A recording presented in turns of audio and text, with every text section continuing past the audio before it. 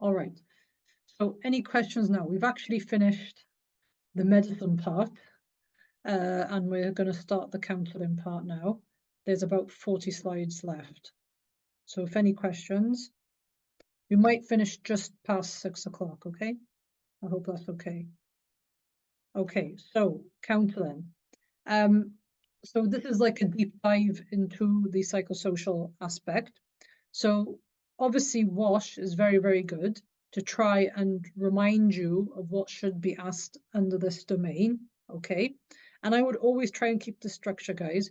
Golden minute, red flags, differentials, psychosocial, ICE, provisional diagnosis, offer to explain, investigations, exam, or whatever I want to do, issues on the table, safety net and follow-up, done, okay? I would always try and keep that structure, all right? So with psychosocial, try and focus on what is relevant. Okay, so obviously alcohol and smoking is not going to be relevant to every station. Sometimes lifestyle counseling is more relevant. So sort of talking about diet, talking about exercise, talking about weight. Okay.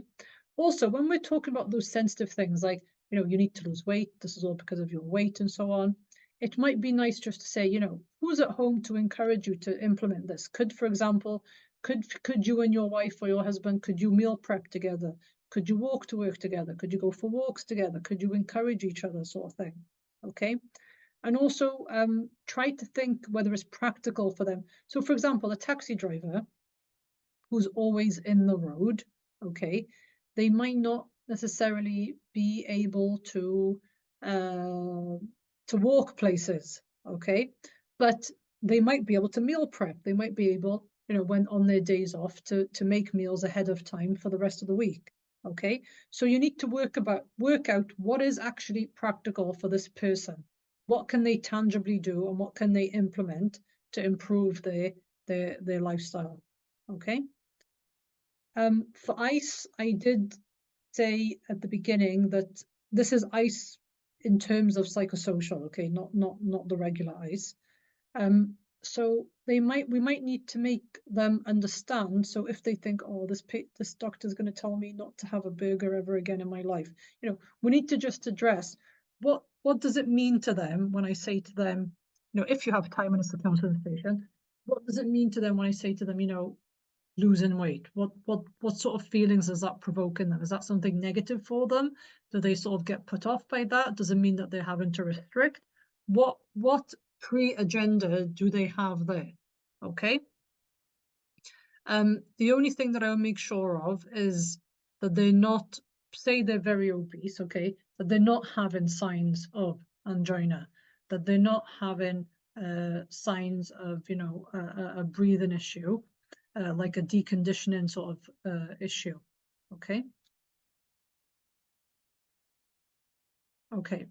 So when I approach counseling, or when I want to advise someone to think about their lifestyle, what I usually say to them is, look, you have been living this way for X amount of years, and we've gotten to a point now where you're pre-diabetic, your cholesterol is high, and your knees have started to hurt you. Okay, so I go through like, this is the consequence of your actions.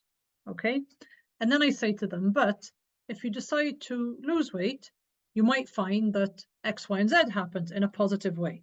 Okay. The cons of this are, yes, there's going to be a bit more effort. Yes, you're going to walk to your kids' school rather than driving them to school, and it might be raining that day. And yes, you might find that you're spending less time with your partner because you're not having those opportunities to go out and eat.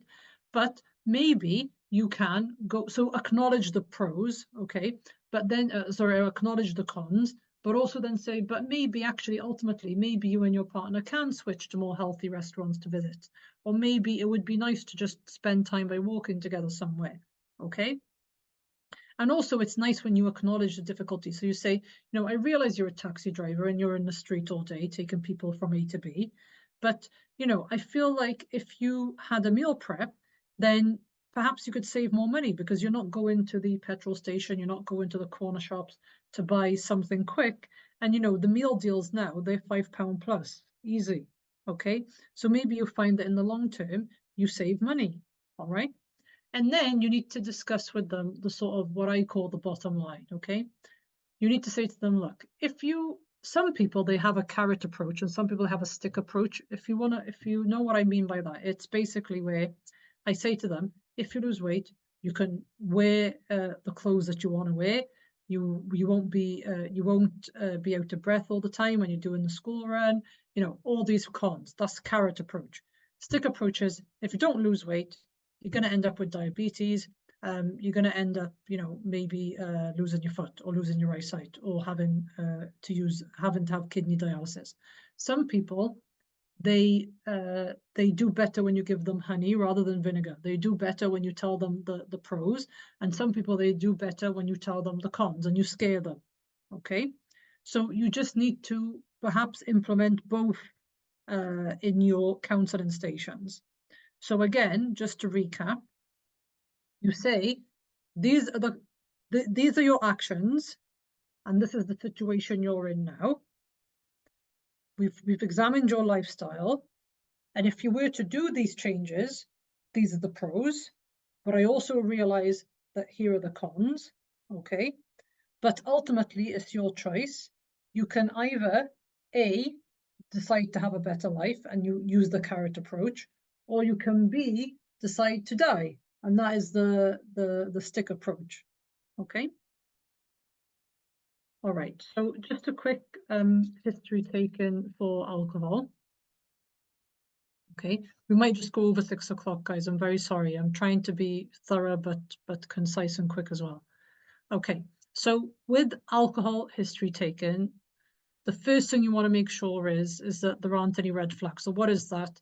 That they're not starting to have a neurological deficit like Wernicke's or alcohol-related brain injury, that they're not starting to display symptoms of alcohol liver disease like, you know, astraxes or what's called astraces, or having like a jaundice, or, you know, like a full-blown like liver cirrhosis sort of presentation, okay? And then you also want to make sure that they're not becoming depressed with it, that they're not suicidal, like red flags, okay? Then you want to ask them about, you know, what's going on in their life? Is this something that has led them to drink and alcohol? And then you want to try and gauge their motivation. So, you know, what is it that makes you want to stop? Or do you have any ideas about, you know, what would happen if you were to continue about drinking this much alcohol? Do you know the potential consequences of what might happen if you keep drinking alcohol? What I say to my patients is I say to them, there's not much that alcohol will not destroy. There's not much. So if you're talking about organs, it'll affect your organs. If you're talking about your wallet, it'll affect your wallet. If you talk about your relationships, it will affect your relationship. So tell them that there aren't any pros in this. There aren't any advantages to what you're doing, okay? And you can say to them, you know, what is your hope? What is your expectation out of this? Okay, is it that you cut down? Is it that you stop? What are you expecting? You know, what are you expecting the process will be like? Do you expect that the process will be easy? Do you expect that the process will be difficult when you try to quit? Okay. Also remember, if someone is actually dependent upon alcohol, because there's something called alcohol abuse and there's something called alcohol dependence. What's the difference? Alcohol abuse means this person can binge every now and then, but there might be periods where they're completely alcohol free. Okay, that's called alcohol abuse. Alcohol dependence means what? It means that they're having to drink more to get the same effect. So actually they now have a tolerance. When they're not drinking, they're craving to drink. When they are drinking, they have developed complications, and yet they're drinking despite. So for example, I've told someone the liver enzymes are completely deranged, and they're like, whatever, I'm still going to drink. Okay. Also, that when they stop drinking, they suffer withdrawal. Mr. Abuse doesn't have tolerance. He doesn't get cravings. He's not getting complications and drinking despite the complications. He's not having withdrawals. Mr. Dependence has tolerance, has cravings, is getting complications and still full steam ahead with the drinking, and is having withdrawals. Okay? So that is the difference. So with alcohol abuse, if they say to me, doctor, should I stop cold turkey? I'll say, yes, you can stop cold turkey, because you're not going to go into a withdrawal or a craving or anything like that. Whereas alcohol dependence, even if he wants to stop today, I would discourage him. I would say, no, you can't just stop, because you're going to pay for it. You need to wean off slowly. Okay.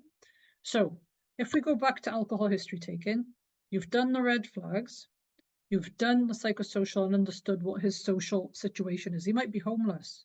You never know. Okay. Then you've gone through ICE. So, are you open to stopping alcohol? Have you ever thought about it? Have you attempted it before? What have you tried in the past? Do you expect that stopping drinking is going to be easy? Do you think it's going to be difficult? Do you think it might have its challenges? What are you expecting? If you were to stop drinking, how do you think that would affect your life? And if you were to continue drinking, how do you think that would affect your life? And then you can go into the finer details and you try to understand, how long they've been drinking and in what amount and in what frequency. Because what you're trying to do is you're going to try and work out units. Okay. So as I said, 14 units, male or female, doesn't matter. 3 separate occasions with alcohol-free days in between. That's the government guidelines, okay? So the units here, so if you look here, a bottle of wine is about 9, I always think of it as 9 units, and a glass is 3 units, okay? Then there's beer. So if it's ordinary strength, it's about 2 units. If it's the highest strength, it's 3 units. And then shots are 1 unit, okay? And then you can work out that way how many units your patient is on, okay? Now, a nice way of knowing if they're dependent or not. So you can still ask the tolerance, the craving, the complications, the withdrawal. But the one way that I remember as well is to figure out if they're dependent is cage questions. So cage questions are you ever told that you need to cut down? Okay. If they say yes, that's the point. A is annoyance. Do you ever get annoyed when people tell you to cut down? That's the point. Okay. 1 point is enough to say that there might be a dependence. Okay. G is guilt. Do you ever feel guilty about your drinking? E is eye opener. So do you need to have a drink to get things started and to get going? Some people, when they get up first thing in the morning, the first thing they reach for is a bottle. Okay. Because they feel like they need that just to get their day going. Okay. So C, cut down. A, annoyed when told to cut down. G is guilt. E is eye opener. Now there is another question here called Audit C, but I never remember what the questions are. Cage is good enough for me, and it does the job, and it tells me if this person is dependent. And then I followed that up by, do you ever have alcohol-free days? Usually the answer is no. What do you think would happen if you were to stop? I'll probably want to drink again, and I'll feel very bad because of it. And then you know that they're dependent. Okay. So what is the management? If they turned up one day and they've said to you, I've stopped drinking, well, how many units were you on? 50 plus. Then they're going to go into a withdrawal, aren't they? So you might want to admit them because they can have a proper detox program in the hospital. Okay.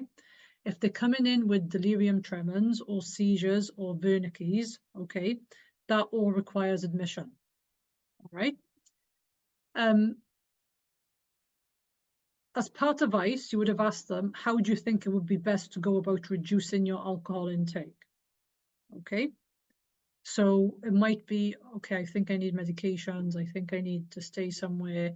I think if I can live somewhere away from my partner who's also drinking all the time, I'd be able to get off. Just try and gauge what it is that they're thinking to try and get over this hump, okay?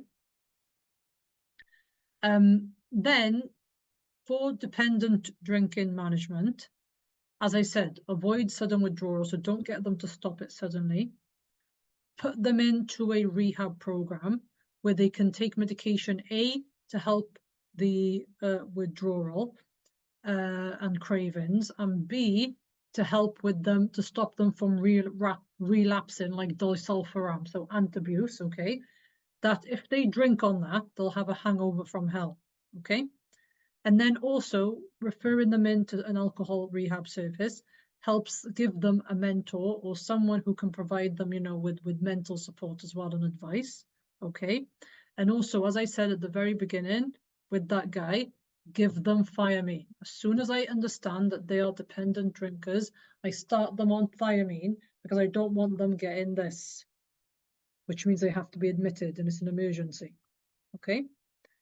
If they're not dependent, then they can go to AA, they can go to Alcoholic Anonymous, they can try cutting down themselves, we can put them in support groups, but the dependent needs to be referred to an alcohol rehab service because they need a structured detox program, okay?